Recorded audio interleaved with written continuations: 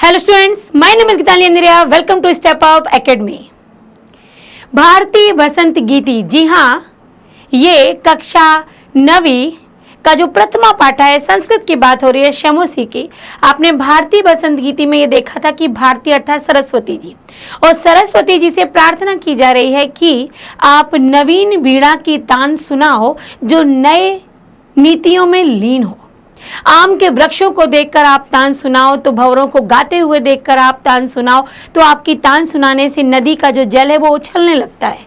ये सारी बातें आपने पाठ में पढ़ी थी। जी हाँ, मुझे याद है कि आपको याद आ गया है।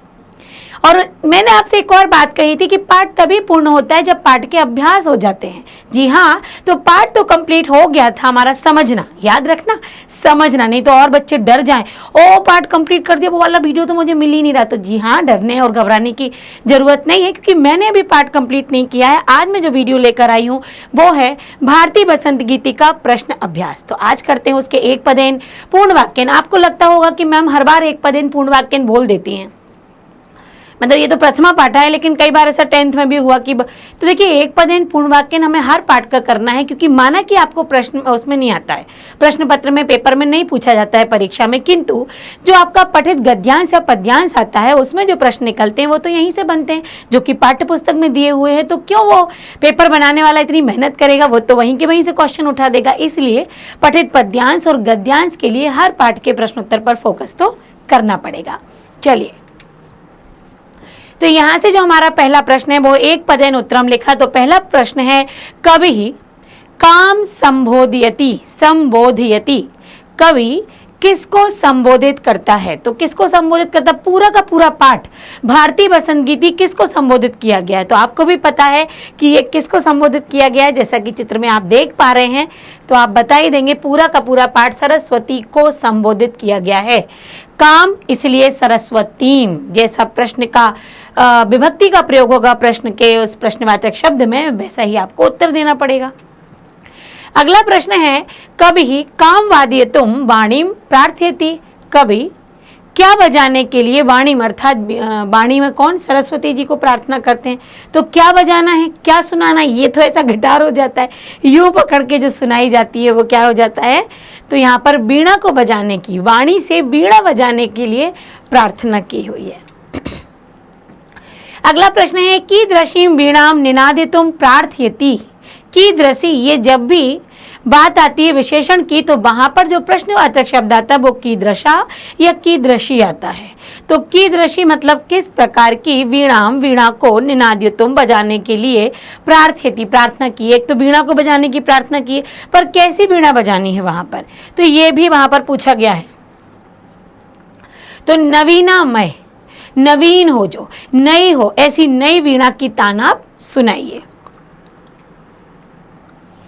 आगे है, गीतिम कथम गातुम कथयति, गीतिम मतलब गीत को, कथम मतलब कैसे, गातुम गाने के लिए, कथयति कहा गया है, कैसे गीत को गाने के लिए बोला गया है। नवीन वीणा की तान तो सुनाओ, लेकिन जो गीत गाओ वो मृदु, मृदुम मतलब कोमल गीतों को गाइए, मधुर गीतों को गाइए। मृदुम मतलब यहाँ पर मधुरम, तो मधुर गीतों को गाइए। ध्यान रखिएगा, कैसी वीणा बजाने को बोला गया है तो नवीनामय, और कैसा गाने के लिए बोला गया है तो मृदुम। अगला है, सरसा रसाला कदा लसंती, सरसा रसाला मतलब जो आम है रस से भरे हुए, कदा लसंती कब वो लदे हुए, मतलब कब वो भर जाते हैं, कब पूरे उसमें उत्पन्न हो जाते हैं, है ना, कब उन पे बौर या कब आम बन जाते हैं, पेड़ों पर लग जाते हैं। तो कौन सा मौसम होता है जिस समय होते हैं, तो बसंत, बसंत के समय में सरसा रसाला मतलब मीठे आम आ जाते हैं। अगले प्रश्न की तरफ चलते हैं। तो ये है पूर्ण वाक्यन उत्तरम लिखत, यहाँ पर पूर्ण वाक्य में उत्तर देना है। पहला है जो प्रश्न है, कवि वाणीम किम कथयति, कवि वाणी को क्या कहता है, वाणी अर्थात सरस्वती जी से कवि ने क्या कहा है। तो यहाँ देखिए किस पंक्ति को बोला गया कि नवीन, उन्होंने कहा था कि नवीन वीणा की तान सुनाओ, और जो कैसी हो, हाँ वही नवीन वीणा बजाओ। तो कवि वीणाम कथयति अय वाणी नवीनाम वीणाम वादयतु, निनादय मतलब भी बजाओ। तो अरे वीणा, अरे वाणी, अरे सरस्वती, नवीन वीणा को निनादय बजाओ।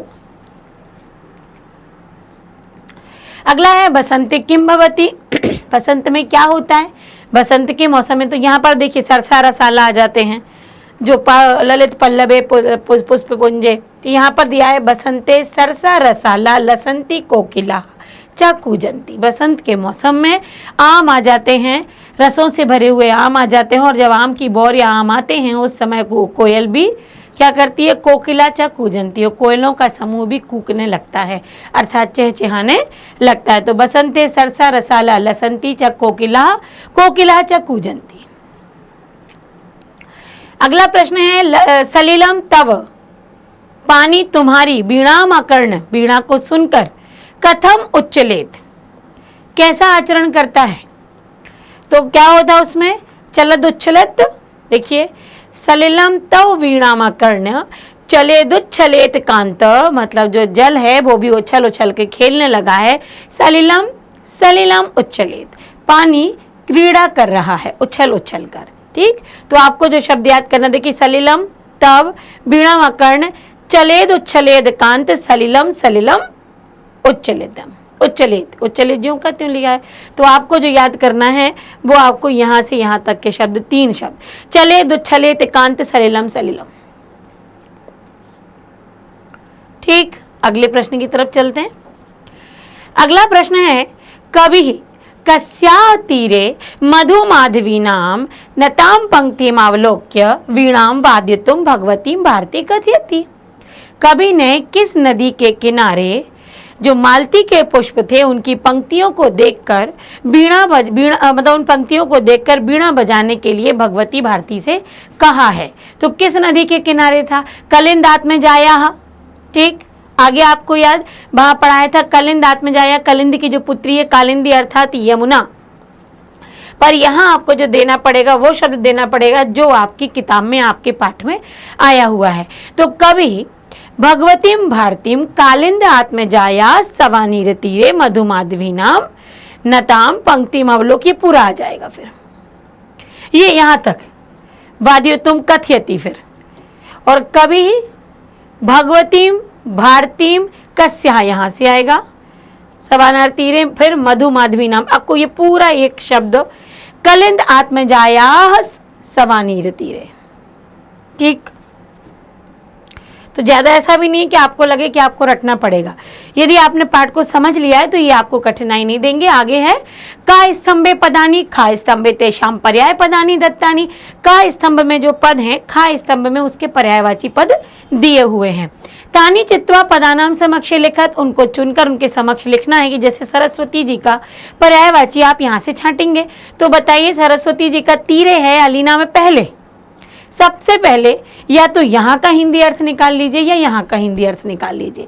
हिंदी शब्द के पतला होने से आप तुरंत उसका पर्यायवाची निकाल पाएंगे। जैसे सरस्वती को पाठ में क्या क्या बोला गया है? देखिए भारती बोला गया है, फिर वाणी बोला गया है, 2 तो आई हैं यहाँ पर। आम्रम को क्या यहाँ बोला गया है? रसाला, एक ही शब्द आया है। पवना को यहाँ पाठ में क्या बोला है? समीरह। तटे को क्या बोला है?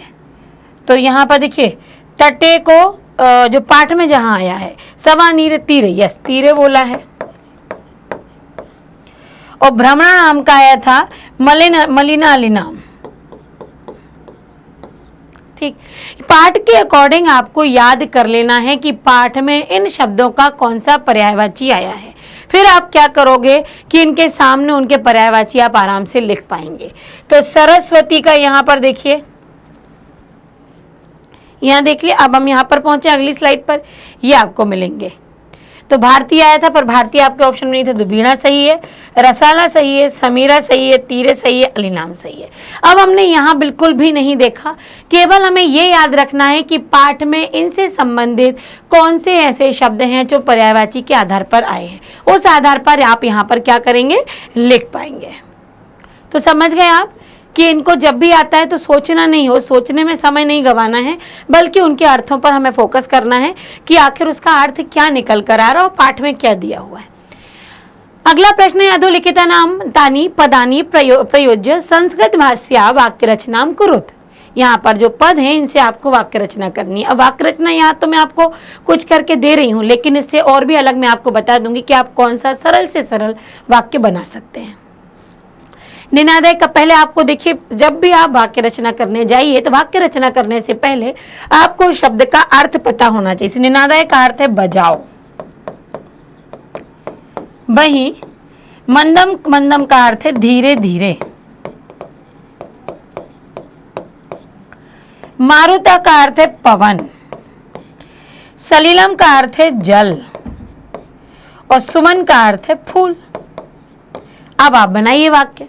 तो निनादाय तो आप कह सकते हैं आय वाणी वीणाम निनादाय, नवीनाम वीणाम निनादाय, ये एक बन जाएगा आपके पाठ से ही है। ठीक है, और नहीं आपको बोलना है तो वीणाम निनादाय, बालकः वीणाम निनादाय, बालक वीणा को बजाओ, ये तो लोट लकार का जाएगा। मंदम, मंदम अर्थात धीरे धीरे। पवना मंदम मंदम चलती। मारुता, फिर पवन का आ गया पवना शीतलम अस्ति, या शीतल पवनः बहति। सलिलम सलिलम शीतलम अस्ति, सलिलम मधुरम अस्ति, सलिलम तो ये आपका आ जाएगा। सुमन, सुमन अत्र सुमनाः, सुमनः अस्ति, सुमनः सुंदरम अस्ति। ठीक, तो ये आपके क्या हो गए छोटे छोटे वाक्य। अब यहाँ पर जो वाक्य हैं वो आप देख लीजिए। त्वम वीणाम निनादय, बालक बालकः वीणाम निनादय, बालक बीड़ा बजा, नहीं सॉरी, हाँ बालक, यहाँ पर बालक, तो बालक बीड़ा निनादय, बालक बीड़ा बजाओ, तो निनाद ये तू आएगा। जब हम तुम करते हैं तो मध्यम पुरुष में तो त्वम बीड़ाम निनादय। मंदम पवनम मंदम मंदम वहति या चलति। मारुता शीतलम अस्ति। सलिलम नद्या सलिलम मधुरम भवति या सलिलम मधुरम भवति। सुमनः अत्र एका सुमनः अस्ति। बहुत छोटे वाक्य, जबरदस्ती हिंदी करके बड़े वाक्य बनाने की कोशिश मत करना, क्योंकि हिंदी में आप बड़ा वाक्य बना सकते हैं पर संस्कृत में फिर आपको उन वाक्यों को, उन शब्दों को संस्कृत में ले जाना है। तो इतना अपने आप पर जोर मत डालना कि बड़े वाक्य के चक्कर में आप पूरा वाक्य ही गलत बना डालो। तो ये गलती बिल्कुल मत करना। बहुत छोटे छोटे बहुत ही सुंदर वाक्य बनाने हैं। ये आपका प्रश्न है। अधोलिखित पदानाम विलोम पदानी लिखत, नीचे लिखे हुए पद के विलोम पद लिखना है। तो पहले हिंदी जान लेना है। कठोर, कठोर है, उसका कोमल होता है। ठीक, कटु जो तीखा बोलते हैं, तो मीठा बोलना है तो मधुर भी हो सकता, मृदु भी हो सकता पाठ में जो है। शीघ्रम, अभी आपने यहाँ मंदम पढ़ा था। प्राचीनम जो प्राचीन है तो फिर कैसा, जो प्राचीन हो फिर नवीनम। नीरस जो बिना रस का है, नीरस एकदम, तो फिर सरस, रस से युक्त है। तो देखिए आप, कठोर, कोमलम, कटु, मृदुम भी लिख सकते हैं आप, मधुरम भी लिख सकते हैं।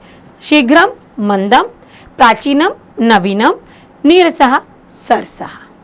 ठीक, चलिए, तो यहाँ आपने ये देखा। तो पाठ में आपने कितना कुछ देख लिया है। पाठ में आपने पर्यायवाची पाठ से चुने, आपने वाक्य रचना पाठों से की, आपने यहीं पर विलोम भी देखे, और साथ ही आपने वहाँ पर क्या देखा था, एक पदेन पूर्ण वाक्य। प्रथमा पाठक के आधार पर यदि हम उसके अनुसार देखें तो आपके लिए बहुत सरल एक्सरसाइज दी हुई है, सरल अभ्यास दिया है, क्योंकि अभी 9th में आपका प्रवेश है और आप पहला ही पाठ यहाँ पर पढ़ रहे हैं। बहुत सरल है। अच्छा, मैं डरा नहीं रही हूँ कि आपको आगे कठिन आएगा, लेकिन सरल से ही हम धीरे धीरे धीरे धीरे थोड़ा तो अपना लेवल पकड़ेंगे ना। ठीक, तो अभी तक का ये पाठ भले ही कितना सरलतम रहा हो और आपने सरलता से इसको कंप्लीट किया है, अगले पाठ के लिए आप तैयार रखिए। अगले पाठ में 1-2 एक्सरसाइज बढ़ सकती है, पर वो भी वैसे ही बढ़ेंगी जो आपके स्तर की होंगी। तो अगले पाठ को भी हम इतने ही आराम से समझेंगे। पहले पाठ समझेंगे, फिर हम अभ्यासों को लेंगे, तो बहुत आसानी से स्टेप बाय स्टेप जो स्टेप अप अकेडमी है ये आपको कंप्लीट कराने वाली है। तो बहुत जल्दी भी हम नहीं भागेंगे, बहुत धीमे भी नहीं चलेंगे, लेकिन उद्देश्य एक ही होगा कि आपको समझ में पूरा आना चाहिए। उद्देश्य हमारा गड़बड़ नहीं होना चाहिए। तो आप हमारे साथ जुड़े रहिए, क्योंकि अगला पाठ बहुत ही जल्द हम लेकर आएंगे और उसकी भी हम कंप्लीट तैयारी करेंगे एकदम पूर्ण रूप में। तो आज के लिए बस इतना ही। अगले वीडियो में हम फिर मिलेंगे अगले पाठ के साथ। Thank you so much.